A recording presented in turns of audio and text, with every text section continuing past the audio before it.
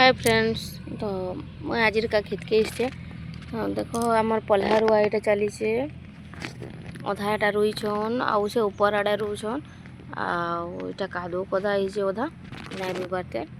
मुझे आज खेत के टी आज कण मोर तार माने जिते बेले काम पड़े भी मुझे आसी कहीं खेत खला आए भल लगसी देखी आउ जेन दिन मुझे खेत के आसे कि मुझे दिन भात धरिक आसे मोर लगे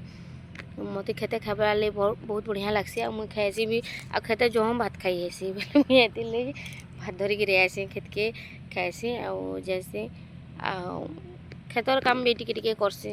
कहाँ करी निजरटा करवार थी क्या लाज लगुचे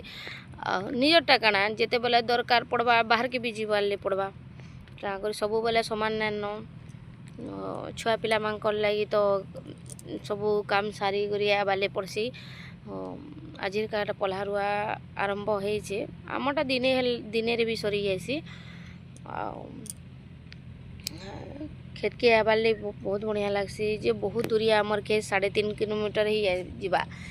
पूरा 3.5 किलोमीटर हमा आम आसू हेते दूरिया आमर खेत बेले